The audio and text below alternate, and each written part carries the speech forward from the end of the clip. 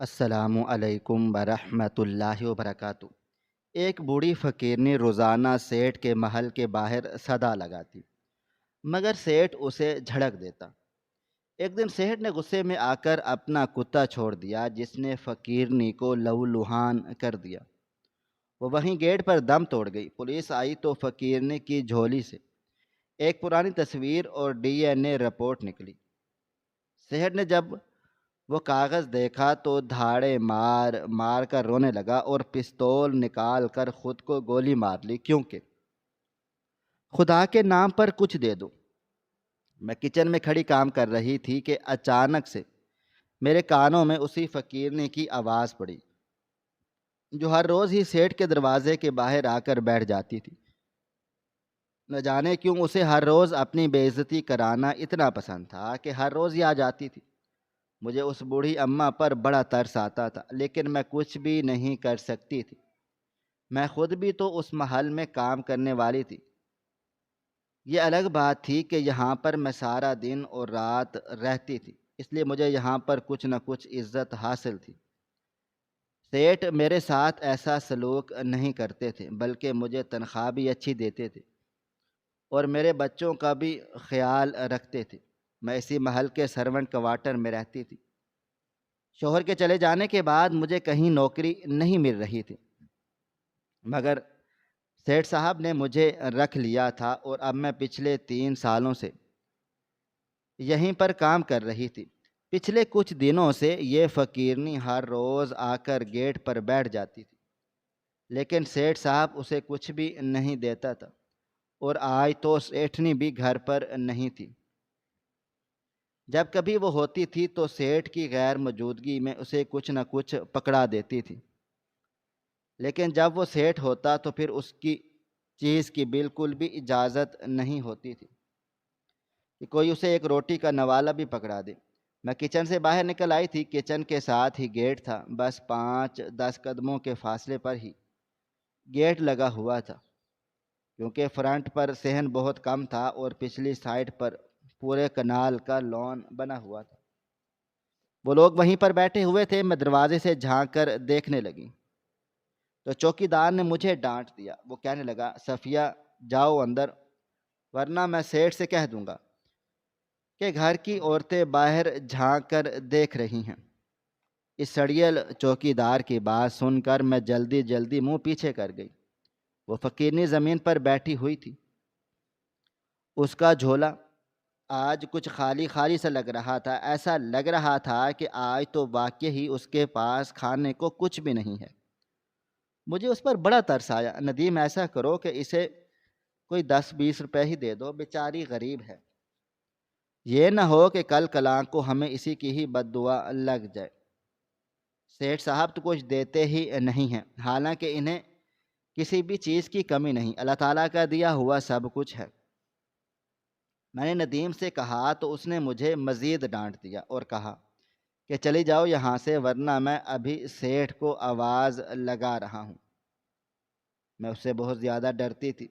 وہ ہر وقت سیٹھ کو میری چھوٹی چھوٹی شکایتیں لگا دیتا تھا، اس لیے میں فوراً وہاں سے بھاگ گئی اور وہ وہیں پر صدائیں لگاتی رہ گئی۔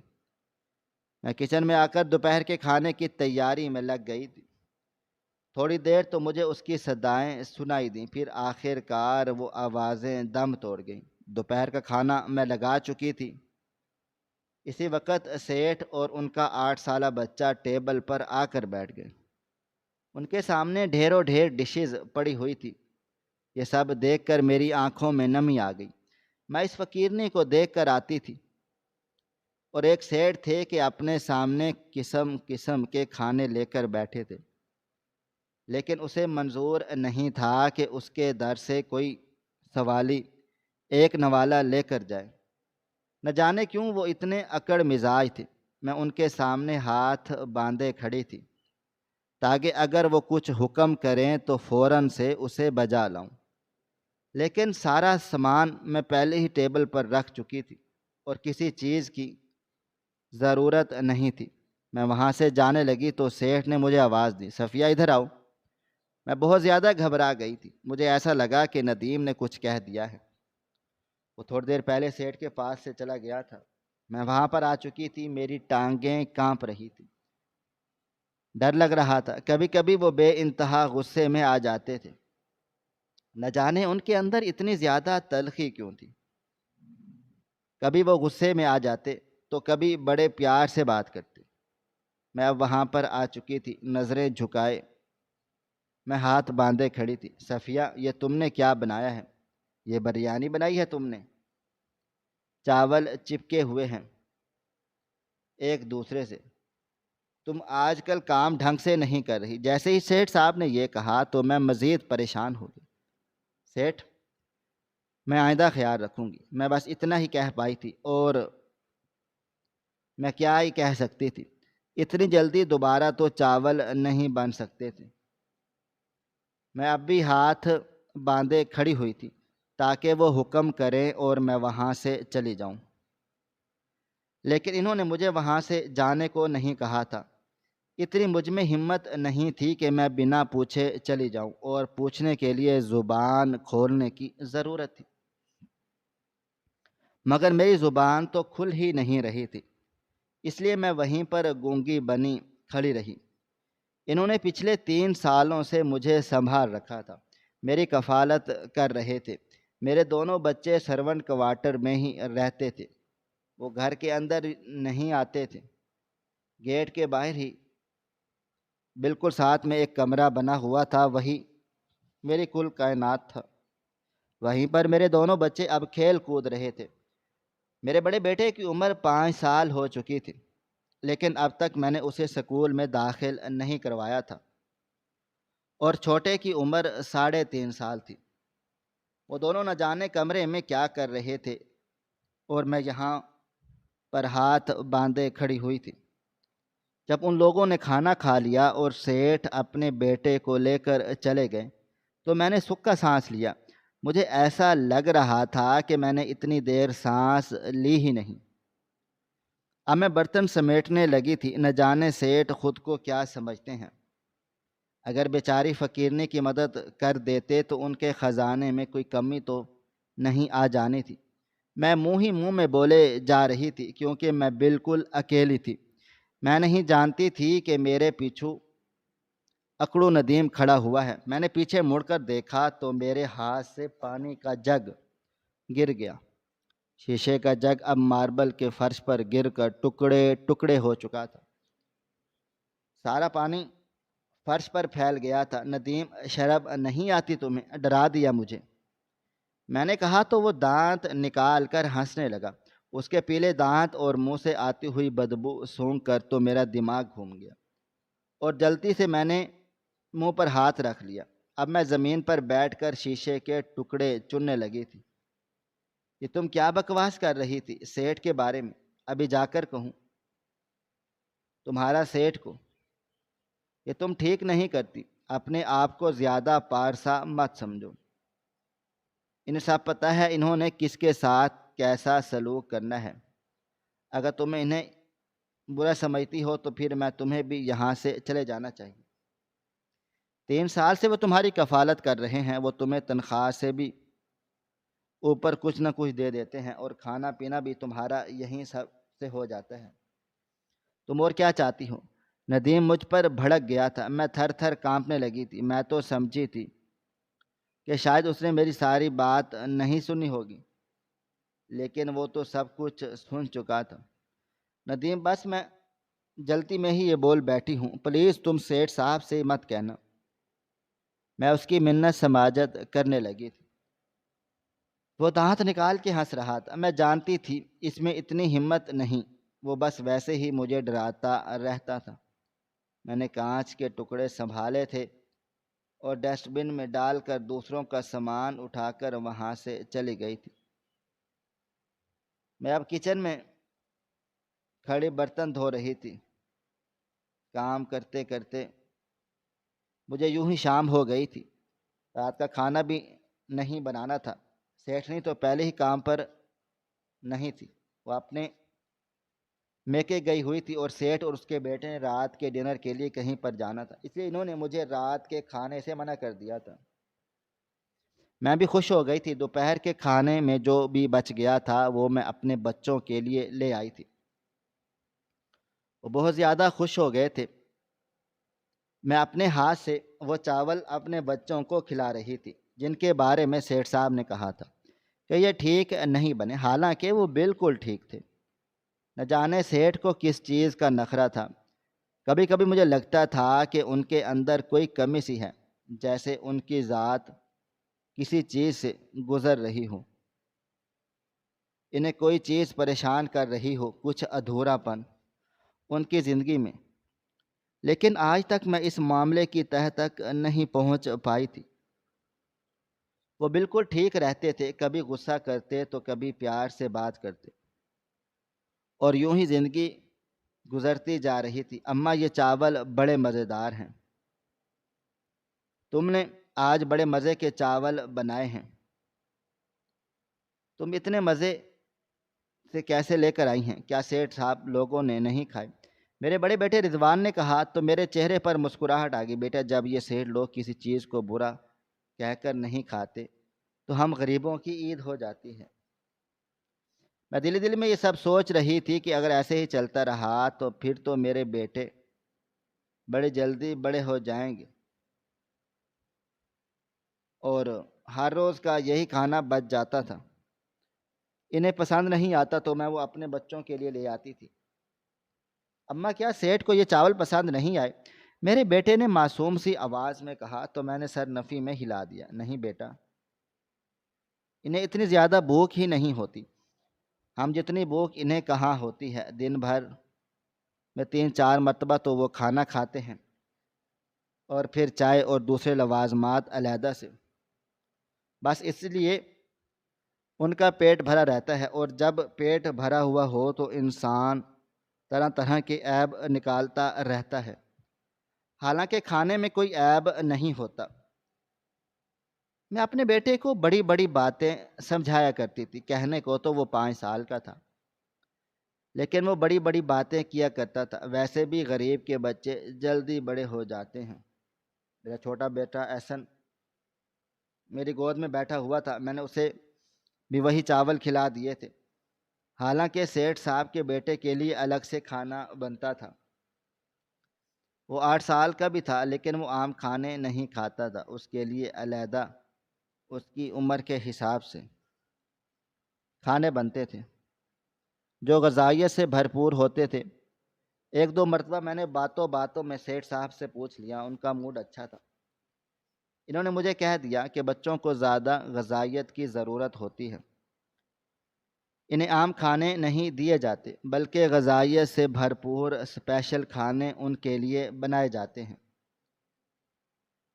میں اپنے بیٹے کو بہت جلدی بڑا کرنا چاہتا ہوں، اس لیے ہی میں اس کی صحت کا بہت زیادہ خیال رکھتا ہوں۔ سیٹھ صاحب تو ایسے کہتے تھے کہ جیسے وہ اس بچے کی ماں ہوں، حالانکہ اس کی ماں تھی، لیکن یہ الگ بات تھی کہ وہ اپنی پارٹیز اور دوستوں وغیرہ کے ساتھ مصروف رہتی تھی۔ سیٹھ صاحب کہتے تھے کہ بچوں کے لیے اسپیشل سے کھانے ہوتے ہیں، لیکن میں تو وہی کھانا لا کر اپنے بچوں کو کھلا دیتی تھی، اور ماشاء اللہ سے میرا 5 سال کا بیٹا ان کے 8 سال کے بیٹے سے بڑا لگتا تھا۔ یہاں پر بھی یہی رول اپلائی ہوتا تھا کہ غریب کا بچہ بڑا جلدی بڑا ہو جاتا ہے۔ شاید اللہ تعالیٰ نے اس کی جسامت میں کچھ ایسا ہی رکھا ہوتا ہے کہ اسے زیادہ غذائیت نہ بھی ملے تب بھی اللہ تعالیٰ اسے بڑا کر ہی دیتے ہیں، کیونکہ ہر چیز کا ذمہ اللہ تعالیٰ نے خود ہی اٹھا رکھا ہے۔ بچوں کو کھانا وغیرہ کھلانے کے بعد میں وہیں پر سو گئی۔ رات کا وقت تو تھا ہی نہیں، اور پہلے والا کام میں ختم کر کے آئی تھی کہ جب مجھے یہ احساس ہوا کہ میں نے تو اس گیس کا فلیم ہی آف نہیں کیا، تو میں فوراً وہاں سے اٹھ کر اندر کی طرف بھاگی۔ مجھے وہاں پہنچتے پہنچتے 5 منٹ لگ گئے۔ میں نے گیس کا فلیم آف کیا اور کچن سے باہر نکل آئی۔ جیسے ہی میں باہر نکلی تو ایک منظر میری آنکھوں کے سامنے آ گیا، تو میری آنکھوں میں نمی سی آ گئی۔ سیٹھ اپنے بیٹے کا ہاتھ پکڑ کر سیڑھیوں سے اترتا ہوا آ رہا تھا۔ بچہ مسکرا کر کوئی بات کر رہا تھا اور سیٹھ بڑے پیار سے اس کی باتوں کا جواب دے رہے تھے۔ اسی وقت میرا دل چاہا کہ کاش میرے بچوں کا بھی باپ ہوتا جو انہیں اپنے ساتھ کہیں باہر گھمانے پھرانے کے لیے لے جاتا۔ میں تو انہیں کہیں لے کر ہی نہیں جاتی تھی، 6 مہینے تک وہ تو گھر سے باہر ہی نہیں نکلتے تھے۔ وہ گھر کے ہو کر رہ گئے تھے، میں کیا ہی کر سکتی تھی۔ مجھے ان باپ بیٹا کی قسمت پر رشک آتا تھا۔ میں نہیں جانتی تھی کہ کسی اور کی زندگی میں کتنی محرومی ہے اور انہوں نے کتنی محرومیوں سے اپنے باپ کو گزار کر یہاں تک پہنچایا ہے۔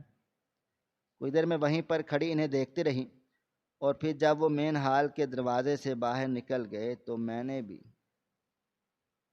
اور باہر نکل آئی۔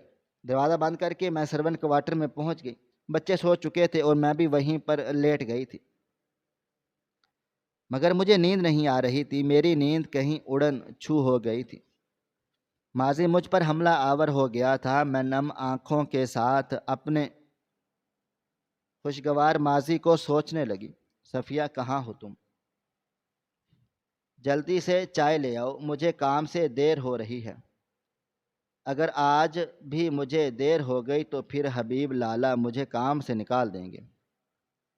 میں کچن میں کھڑی چائے بنا رہی تھی۔ پراٹھے میں بنا چکی تھی، بس چائے ہی بنانی رہتی تھی کہ میرے شوہر آوازیں لگانا شروع ہو گئے۔ وہ برآمدے میں دھوپ پر بیٹھے اب ناشتہ مانگ رہے تھے۔ میں جلدی جلدی چائے کپوں میں ڈال باہر لے آئی۔ رضوان ان کے ساتھ بیٹھا تھا۔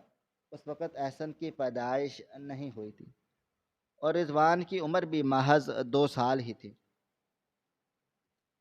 میں نے ان کے سامنے ناشتے کی ٹرے رکھی تو وہ مسکراتے ہوئے ناشتہ کرنے لگے اور پھر ناشتہ کر لینے کے بعد میرے بیٹے کے ماتھے پر بوسہ دیا اور مجھے خدا حافظ کہہ کر باہر چلے گئے۔ یہ میری زندگی کی حسین ترین یادیں تھیں جن میں کوئی خوشی والی بات نہیں تھی مگر کوئی غم بھی نہیں تھا۔ آج ان باپ بیٹا کا پیار دیکھ کر بار بار ہی مجھے میرا ماضی یاد آنے لگا تھا۔ اب کوئی ایسا نہیں تھا جو میرے بیٹے کے ماتھے کو چومتا۔ میں ماں تھی، میں بہت پیار کرتی تھی، لیکن پھر بھی باپ تو باپ ہوتا ہے اور میرے بیٹوں کا باپ چلا گیا تھا اور وہ بھی ہم سے اتنا دور کہ ہم چاہ کر بھی اس کے پاس نہیں جا سکتے تھے۔ اس کے لیے ہمیں انتظار کرنا تھا کیونکہ اللہ تعالیٰ کے فیصلے کب ہو جائیں کسی کو کچھ علم نہیں ہوتا۔ جب اللہ تعالیٰ کا بلاوا آنا تھا تو تبھی ہم نے جانا تھا۔ نہ جانے وہ بلاوا کب آنا تھا۔ جب میرے شوہر کی وفات ہوئی تھی تو اس وقت میں دھاڑے مار مار کر روئی تھی۔ میری گود میں 5 ماہ کا احسن تھا کہ میرے شوہر جو مجھے بیوہ کر کے چلے گئے وہ رات مجھے آج تک نہیں بھولی تھی جب وہ کام سے واپس نہیں آئے تھے۔ میں ان کا انتظار کرتے کرتے سو گئی تھی۔ موبائل فون تو میرے پاس تھا ہی نہیں جو میں انہیں فون کر لیتی، اور پھر رات کے نہ جانے کون سے پہر دروازے پر دستک ہوئی۔ میں گھبرا کر کمرے سے باہر نکل آئی۔ ویسے بھی میں اٹھی ہوئی تھی، تھوڑی دیر پہلے ہی احسن نے رونا شروع کر دیا تھا۔ میں اسے دودھ پلا رہی تھی۔ میں اسے سلا کر باہر کو آ گئی تھی۔ میں نہیں جانتی تھی کہ میرے سر پر کیا قیامت ٹوٹنے والی ہے۔ میں دروازے پر آئی، جیسے ہی دروازہ کھولا تو باہر کا منظر ہلا دینے والا تھا۔ اسی وقت ہی میں نے دروازے کا سہارا لے لیا۔ اگر میں دروازہ نہ پکڑتی تو زمین بوس ہو جاتی۔ اس کے بعد محلے دار مجھے کمرے کے اندر لے آئے۔ وہ میت کو بھی کمرے کے اندر لے آئے تھے۔ انہوں نے کہا کہ ایک محلے دار مین روڈ سے گھر واپس کو آ رہا تھا کہ وہیں پر اسد کی لاش پڑی تھی۔ شاید کسی ظالم نے انہیں اپنی گاڑی کے نیچے کچل دیا تھا اور پھر وہاں سے فرار ہو گیا تھا۔ لوگ کہہ رہے تھے کہ اگر وہ شخص فرار نہ ہوتا اور انہیں ہسپتال لے جاتا تو شاید اسد کی جان بچ جاتی۔ ان کے سر پر چوٹ لگی تھی اور بہت زیادہ خون بہہ جانے کی وجہ سے ہی موت واقع ہو گئی۔ میں ساری رات دھاڑے مار مار کر روتی رہی تھی۔ محلے کی خواتین بھی آ گئی تھیں جو مجھے دلاسا دے رہی تھیں، لیکن کوئی بھی مجھے دلاسا دینے میں کامیاب نہیں ہو پا رہا تھا۔ میرے شوہر مجھے چھوڑ کر چلے گئے تھے، وہ میری کل کائنات تھے، مزدوری کرتے لیکن ہمارا پیٹ پالتے تھے۔ آج تک کوئی دن بھی ایسا نہیں گزرا تھا کہ جب ہم لوگ بھوکے سوئے ہوں، اور اب وہ چلے گئے تھے۔ یہی سوچ سوچ کر مجھے ہول اٹھ رہے تھے کہ میرے بچوں کا کیا ہوگا۔ میرے بچے تو بچپن میں ہی یتیم ہو گئے تھے، میرا تو پھر بھی کچھ نہ کچھ ہو جانا تھا، کیونکہ میں نے اپنی زندگی گزار لی تھی۔ مجھے اب بچوں کی فکر تھی، اور وہ فکر میں اب تک کرتی ہوئی آ رہی تھی۔ حالانکہ اب اسد کو گئے ہوئے پورے 3 سال ہو گئے تھے، احسن بھی 3.5 سال کا ہو چکا تھا، اور رضوان بھی بڑا ہو گیا تھا۔ وہ اپنے باپ کو یاد کیا کرتا تھا، اس نے باپ کو دیکھا ہوا تھا، اسے باپ یاد آتا تو وہ آنکھوں میں آنسو لے کر مجھ سے پوچھتا کہ امی، ہم بابا کے پاس کب جائیں گے؟ تو اس وقت مجھے اس کے منہ پر ہاتھ رکھ دیتی اور اسے سمجھاتی کہ یہ سب اللہ تعالیٰ کی مرضی کے کام ہیں، جب اللہ تعالیٰ ہمیں بلائیں گے تو تب ہی ہم ان کے پاس جائیں گے، اس سے پہلے ہم اپنی مرضی سے نہیں جا سکتے۔ اس بات پر بھی وہ اپنی معصوم سی آواز کے ساتھ کہتا تھا کہ امی، آپ اللہ تعالیٰ سے کہیں کہ مجھے بلا لیں، میں نے بابا کے پاس جانا ہے، میں نے ان سے بات چیت کرنی ہے، میں نے انہیں کب کا نہیں دیکھا۔ وہ 5 سال کا ہو چکا تھا اور اب ایسی باتیں نہیں کرتا تھا، لیکن جب اس کا باپ فوت ہوا تھا تو اس وقت وہ ایسی باتیں کرتا تھا اور میرا دل بھر آتا تھا۔ لیکن اب وہ سمجھدار ہو گیا تھا، میری بات کو بڑی جلدی سمجھ جاتا تھا، اور احسن بیچارے نے تو باپ کی شکل بھی نہیں دیکھی تھی۔ محض 5 ماہ کا تھا، اس کا باپ اسے چھوڑ کر چلا گیا۔ اس نے تو باپ کا پیار دیکھا ہی نہیں تھا، تو پھر اسے کیا ہی شکوہ ہوتا۔ میری آنکھوں کے کناروں سے آنسو باہر نکل رہے تھے، دل بھی دھک دھک کر رہا تھا، دل چاہ رہا تھا کہ میں یہاں سے کہیں بھاگ جاؤں دور، جہاں ماضی کا عذاب نہ ہو۔ ماضی میرے لیے واقعی ایک عذاب بن گیا تھا۔ جب بھی میں سوچتی تھی کہ میری زندگی میں کبھی اسد بھی تھے، ہم اپنے گھر میں ہنسی خوشی رہتے تھے، بھلے ہی کرائے کا گھر تھا لیکن اپنا لگتا تھا۔ میں بیاہ کر اسی گھر میں آئی تھی، اور پھر اس گھر میں اسد کے ساتھ اپنی زندگی کے قیمتی سال بھی گزارے تھے، جو اب بہت پیچھے چھوٹ گئے تھے۔ مجھے نیند نہیں آ رہی تھی، سر میں درد ہونے لگا تھا۔ میرے ساتھ ایسا ہی ہوتا تھا، جب بھی میں ماضی کی یادوں میں کھو جاتی تو پھر مجھے نیند نہیں آتی تھی۔ اب تو سر بھی پھٹا جا رہا تھا۔ میں نے اپنے دونوں ہاتھوں سے اپنا سر پکڑ رکھا تھا، کوئی بھی نہیں تھا جو مجھے اس وقت دلاسا دیتا، اور پھر نہ جانے کب خدا کو مجھ پر رحم آ گیا اور مجھے نیند بھی آ گئی۔ صبح میری آنکھ فجر کی اذان کے ساتھ ہی کھل گئی، اور میں صبح سویرے ہی اٹھ جاتی تھی، مجھے جلدی سے ہٹ کر ناشتہ بنانا ہوتا۔ وہ ہلکا پھلکا ناشتہ کر کے ورک آؤٹ کرتے تھے اور اپنی صحت کا بہت خاص خیال رکھتے تھے۔ ہر چیز میں اچھے تھے، نہ جانے وہ اس بوڑھی عورت سے انہیں اللہ واسطے کا ویر ہو گیا تھا، یا اس کے علاوہ کوئی اور سوال ہی آتا ہی نہیں تھا۔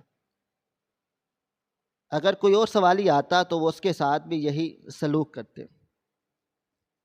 میں نماز پڑھ کے بچوں کو کمرے میں اکیلا چھوڑ کر باہر نکل آئی تھی۔ میں کچن میں پہنچ گئی تھی اور ان کے لیے ناشتہ بنانے لگی تھی۔ صبح صبح وہی ناشتہ کرتے تھے۔ بیگم صاحبہ اور ان کا بیٹا تو 8-9 بجے ہی ناشتہ کیا کرتے تھے۔ آج تو ویسے بھی اتوار کا دن تھا، میں جانتی تھی کہ آج وہ لوگ گھر پر ہوں گے اور مجھ سے بہت زیادہ کام کروائیں گے۔ یہی سوچ سوچ کر میں بہت زیادہ تھکن محسوس کر رہی تھی۔ میں سارا دن اس عالی شان گھر کا کام کرتی اور کوئی ملازمہ نہیں تھی۔ کبھی کبھی میرا دل کرتا تھا کہ بیگم صاحبہ سے کہوں کوئی اور ملازمہ بھی رکھ لیں، اتنے بڑی گھر کی صفائی میں اکیلے نہیں کر سکتی۔ وہ کوئی عام گھر نہیں تھا، بہت بڑا بنگلہ تھا، بلکہ اسے محل بھی کہہ سکتے ہیں۔ ناشتہ وغیرہ بنانے کے بعد میں نے ناشتہ ڈائننگ ٹیبل پر لگا دیا تھا۔ کچن کا ایک دروازہ باہر بھی کھلتا تھا اور ایک دروازہ اندر سے بھی اٹیچ تھا، اور میں فوراً سے اسے ڈائننگ ایریا میں پہنچ جاتی تھی۔ اس طرح سے مجھے بڑی آسانی ہو جاتی، باہر کی آوازیں بھی سن لیتی اور اندر بھی کام ہو جاتا۔ یہ ایک بہت بڑی سہولت تھی جس سے میرا اچھا خاصا ٹائم بچ جاتا۔ 2-4 دن یوں ہی گزر گئے، اور بوڑھی اماں دوبارہ سے نہیں آئی تھی، نہ جانے کسی اور کو انتظار تھا یا نہیں، لیکن مجھے بڑا انتظار تھا۔ دل چاہتا تھا کہ وہ کہیں سے آ جائے اور میں اس کی مدد کروں۔ ایک مرتبہ میں نے سیٹ سے چھپا کر اسے 50 روپے بھی دیے تھے۔ اس وقت وہ بڑا خوش ہو کر گئی تھی، وہ مجھے دعائیں دیتی ہوئی گئی تھی۔ میں نے اسے کہا تھا، اماں میرے لیے دعا کرنا کہ میں نے اپنے بچوں کی جو ذمہ داری اٹھائی ہے اسے ساری زندگی نبھا سکوں۔ اس وقت وہ مجھے بہت زیادہ دعائیں دے رہی تھی اور کہہ رہی تھی کہ اللہ تجھے پھر سے آباد کرے۔ اس کی بات آج بھی مجھے یاد تھی۔ مجھے سمجھ نہیں آتی تھی کہ اس دعا کا کیا مطلب ہے۔ شاید وہ یہی کہنا چاہتی تھی کہ میں دوبارہ سے شادی کر لوں، لیکن اب میرا دوبارہ دوسری شادی کرنے کا کوئی بھی ارادہ نہیں تھا۔ میری جو بھی زندگی تھی یہی تھی۔ میں نے اپنے بچوں کے لیے اپنی زندگی کو یوں چھوڑ دیا تھا۔ میں نے اپنے اوپر توجہ بھی نہیں دیتی تھی۔ میں آج کل یہی سب سوچ رہی تھی کہ سیٹھ سے بات کروں کہ میں رضوان کو سکول بھیجنا چاہتی ہوں۔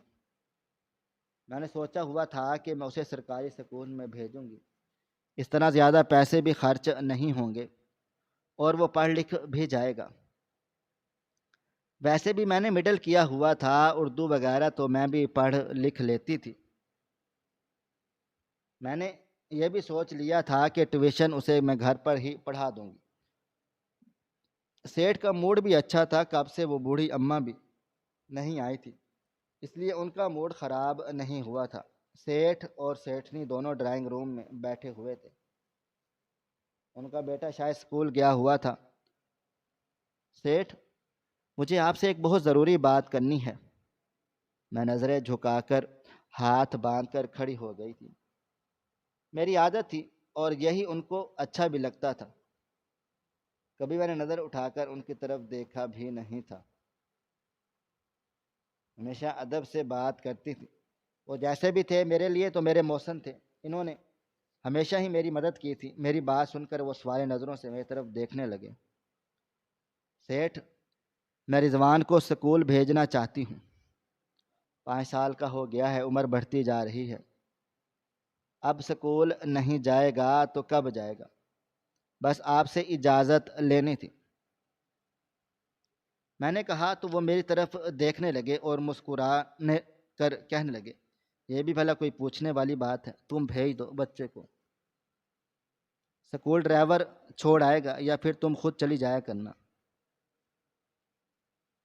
سیٹھ کے منہ سے یہ بات سن کر میں بے انتہا خوش ہو گئی۔ نہیں سیٹھ، ڈرائیور کی ضرورت نہیں ہے، سرکاری اسکول پاس ہے، میں وہیں پر اسے چھوڑ کر آؤں گی، اور ویسے بھی وہ بڑا ہے، خود آ جا سکتا ہے۔ میں خوشی سے پھولے نہیں سما رہی تھی۔ میں نہیں سمجھ رہی تھی کہ وہ مجھے اتنی جلدی اجازت دے دیں گے۔ کچھ دن پہلے میں نے سیٹھنی کے منہ سے سنا تھا کہ انہیں کسی چھوٹے لڑکے کی ضرورت ہے جو بھاگ بھاگ کر ان کے سارے کام کاج کر دیا کرے۔ میں دل میں ڈر رہی تھی کہ یہ نہ ہو کہ کہیں وہ میری رضوان کو اس کام پر نہ لگا دے، لیکن شکر تھا کہ انہوں نے کچھ بھی نہیں بولا تھا، حالانکہ وہ پاس ہی بیٹھی تھی۔ پھر میں وہاں سے آ گئی اور آ کر اپنے بیٹے کو یہ خوشخبری سنائی تو وہ بہت زیادہ خوش ہو گیا تھا، اور ساتھ میں تو اداس بھی۔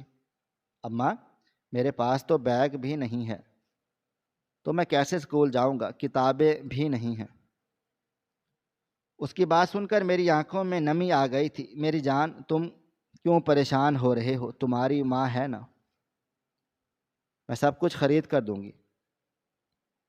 میرے پاس پیسے رکھے ہوئے ہیں، ہم دونوں آج ہی بازار جائیں گے اور تمہارا سامان لے کر آئیں گے۔ تم پریشان نہ ہو۔ اور پھر دوپہر کو سارا کام کاج ختم کر کے میں رضوان کو لے کر بازار آ گئی تھی۔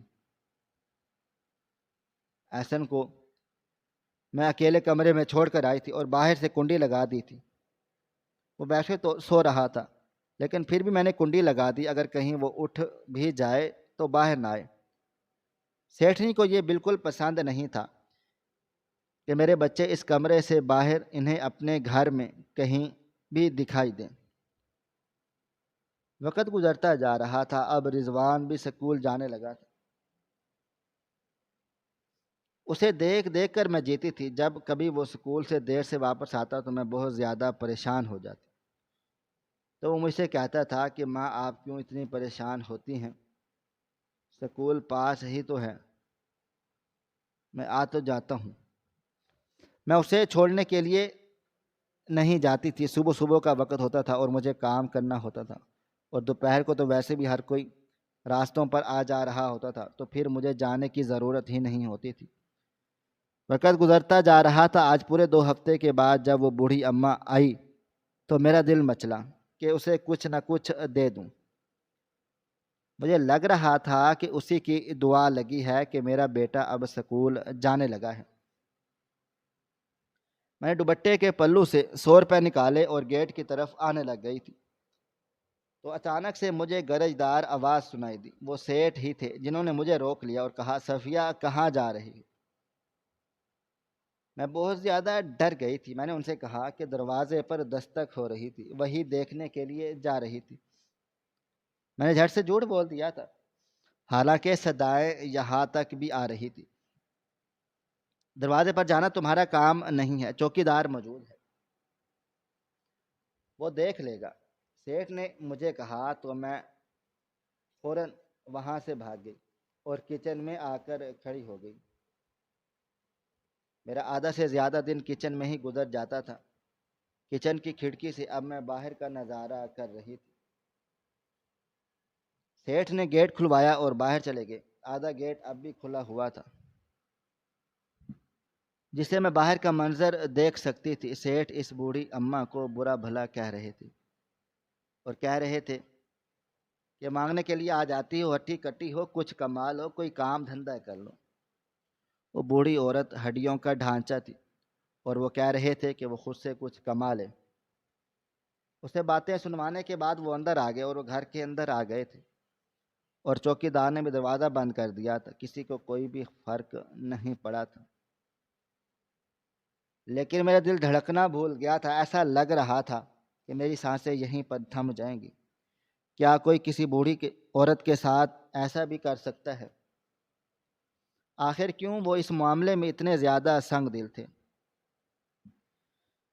اس نتیجے تک میں آج تک نہیں پہنچ پائی تھی۔ شاید وہ چلی گئی تھی یا پھر نہیں، لیکن آواز اب انہیں آ رہی تھی۔ سیٹھ نے اس کی بہت زیادہ بےعزتی کی تھی۔ اب تو مجھے یہی لگ رہا تھا کہ وہ کبھی بھی واپس نہیں آئے گی، لیکن ایسا نہ ہوا۔ تیسرے دن وہ پھر سے دوبارہ یہاں آ گئی۔ 2 دن پہلے ہی سیٹھ نے لاہور سے ایک کتا منگوایا تھا جو بہت زیادہ خونخوار تھا۔ سیٹھ اس کا زنجیر پکڑے ہوئے لان میں ہی بیٹھے تھے کہ فقیرنی کی صدا مجھے اپنے کانوں میں سنائی دی۔ میں اسی وقت ہی کھڑکی سے باہر جھانک کر دیکھا تو سیٹھ کے چہرے پر ناگواری آ گئی تھی۔ انہوں نے اسی وقت کتے کا زنجیر مزید مضبوطی کے ساتھ پکڑا اور کرسی سے اٹھ کر کھڑے ہو گئے۔ مجھے حیرت ہوئی کہ آخر وہ کرنا کیا چاہ رہے ہیں۔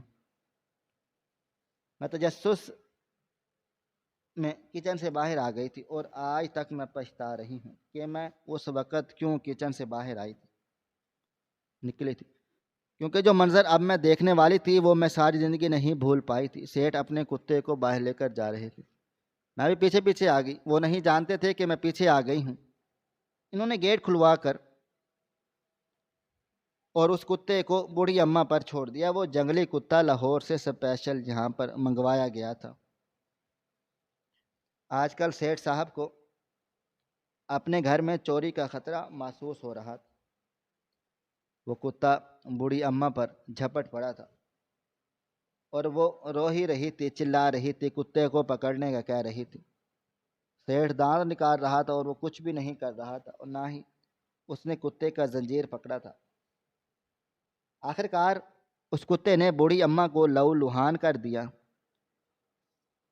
اور اس کی آخری سانسیں چل رہی تھی۔ میری آنکھوں میں آنسو تھے، میں اپنا دوپٹہ منہ میں دبایا ہوا تھا، میں بہت زیادہ دکھ کے عالم میں کھڑی تھی۔ میں گیٹ پر آ چکی تھی، مجھے بھی کوئی ہوش نہیں تھا کہ میں کہاں پر آئی ہوں، حالانکہ باہر نکلنے کی اجازت نہیں تھی۔ میری آنکھوں سے آنسو برس رہے تھے، مجھے ایسا لگ رہا تھا کہ سیٹھ جتنا جلاد آدمی تو کوئی ہے ہی نہیں۔ اب سیٹھ نے کتے کا زنجیر پکڑ رکھا تھا، بوڑھی اماں کی آخری سانسیں چل رہی تھی۔ پھر اچانک ہی مجھے اس کا پیٹ بالکل ساکت محسوس ہوا۔ اب اس کا پیٹ نہیں ہل رہا تھا، جس سے یہی ظاہر تھا کہ اس کی سانس نہیں چل رہی۔ اسی وقت ہی مجھے ایسا لگا شاید وہ یہ جہاں چھوڑ کر جا چکی ہے، اور پھر اس بات کی تصدیق بھی بڑی جلدی ہوگی، کیونکہ اس چوکی دار نے آگے بڑھ کر اس کے ناک کے آگے ہاتھ رکھا تھا، جہاں سے سانس آتا ہوا محسوس نہیں ہو رہا تھا۔ اس وقت میں نے دیکھا کہ سیٹھ کے چہرے پر اب بھی کوئی رنگ نہیں تھی، مگر ان کا چہرہ اس وقت بگڑا جب سامنے والے بنگلے سے ایک آدمی نکلا اور یہ سارا منظر دیکھ کر ہی اسی وقت کسی کو کال ملانے لگا۔ سیٹھ کو جلدی میں کچھ خاص سمجھ ہی نہیں آیا۔ ان کے بھی لمبے لمبے ہاتھ تھے، لیکن وہ اب کچھ بھی نہیں کر پائے، اور پھر 10-15 منٹ کے اندر اندر ہی پولیس آ گئی۔ پولیس نے بوڑھی اماں کے تھیلے کی تلاشی لی تو اندر سے ایک بہت ہی پرانی بلیک اینڈ وائٹ تصویر ملی، اور ساتھ میں کچھ رپورٹس بھی تھی، شاید وہ ڈی این اے رپورٹس تھیں۔ سیٹھ بھی وہیں پر کھڑے ہوئے تھے۔ پولیس نے ابھی انہیں نہیں پکڑا تھا تو نہیں تھا، لیکن سارا معاملہ دیکھ رہی تھی، کیونکہ اس شخص نے بھی تو دیکھا نہیں تھا کہ انہوں نے جان بوجھ کر کتا چھوڑا ہے۔ شاید اس شخص نے یہی سمجھا تھا کہ بس سیٹھ کے کتے نے اس عورت کو مار ڈالا ہے، اس لیے پولیس کو بلا لیا تھا۔ سیٹھ صاحب نے جب وہ تصویر اور ڈی این اے دیکھا تو وہ آپے سے باہر ہو گئے، اور اسی وقت ہی چوکی دار کے ہاتھ سے پستول چھین کر چلانے لگا۔ پولیس پستول کھینچنے میں لگی ہوئی تھی، لیکن آخر کار وہ خود پر گولی چلانے میں کامیاب ہو گئے۔ گولی کندھے کو چھو کر گزری تھی، پولیس والے کھینچ رہے تھے، اسی بھاگ میں گولی چل گئی اور سیٹھ کے بازو سے خون نکلنے لگا اور آنکھوں سے آنسو نکل رہے تھے۔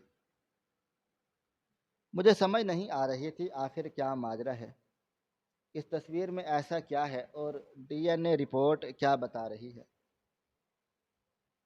پھر سیٹھ کو ہسپتال لے جایا گیا۔ 2 دن تو انہیں ہوش ہی نہیں آیا تھا۔ گولی چھو کر گزری تھی، ان کی جان بچ گئی تھی، مگر ایسا لگتا تھا کہ وہ اپنے آپ کو ختم کرنا چاہتے ہیں۔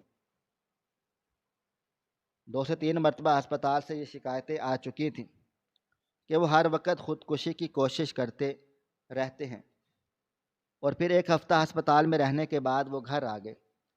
وہ ہر وقت روتے رہتے تھے اور بلا وجہ ہی اپنے آپ سے باتیں کر کے خود سے معافیاں مانگتے رہتے تھے، نہ جانے اس کے ساتھ کیا مسئلہ تھا۔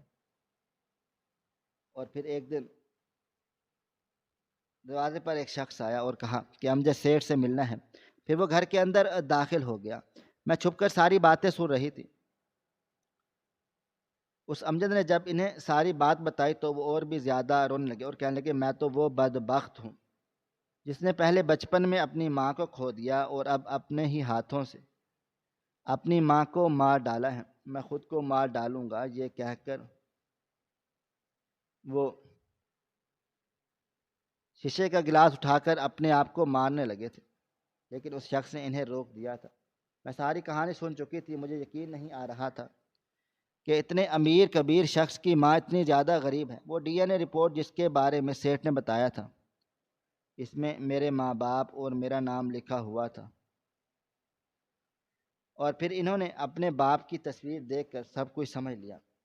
امجد نے سیٹھ صاحب سے کہا کہ وہ بوڑھی اماں میرے گھر کے قریب ہی ایک جھگی میں رہتی تھی، ہر وقت روتی رہتی تھی۔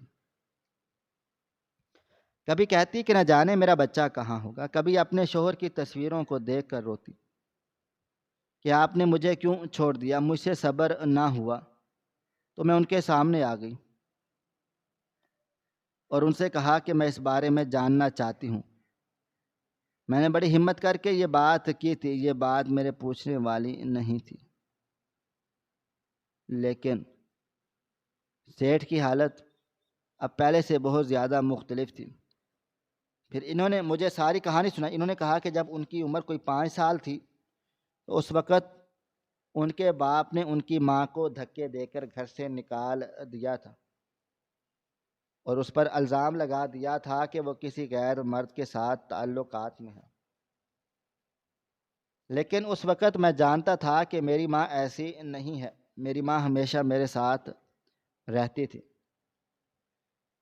لیکن باپ کہتا تھا کہ وہ کسی اور سے ملنے کے لیے جاتی ہے، لیکن یہ سراسر جھوٹ تھا، اور پھر ابا نے انہیں گھر سے نکال دیا تھا، اور وہ بھی بنا طلاق دیے۔ اور اس کے بعد ہم لوگ لاہور شفٹ ہو گئے، اور پھر آہستہ آہستہ ابا نے ترقی کی، اور پھر جب میں جوان ہو گیا تو وہ بھی یہ دنیا چھوڑ کر چلے گئے۔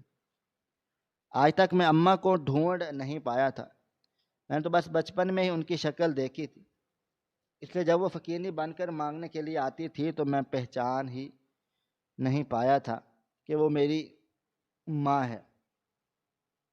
مجھے گداگروں سے سخت نفرت ہوتی تھی، مجھے لگتا تھا کہ وہ جان بوجھ کر ہی ہاتھ پھیلاتے ہیں، خود سے نہیں کماتے۔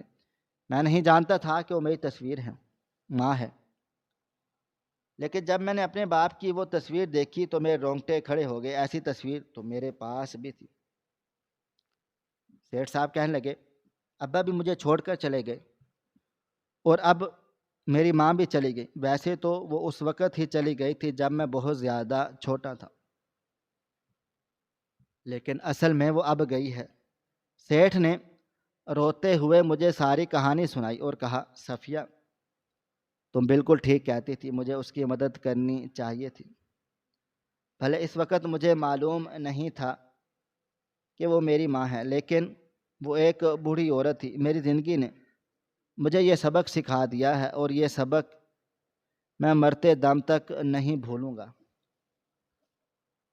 یہ کہہ کر وہ پھوٹ پھوٹ کر رونے لگے۔ اسی وقت مالکن بھی وہاں پر آ گئی اور انہیں خاموش کروانے لگی۔ سیٹھ کے اوپر بہت برا وقت آ گیا تھا، انہوں نے اپنے ہاتھوں سے اپنی ماں کو ختم کر دیا تھا، اور یہ کسی بھی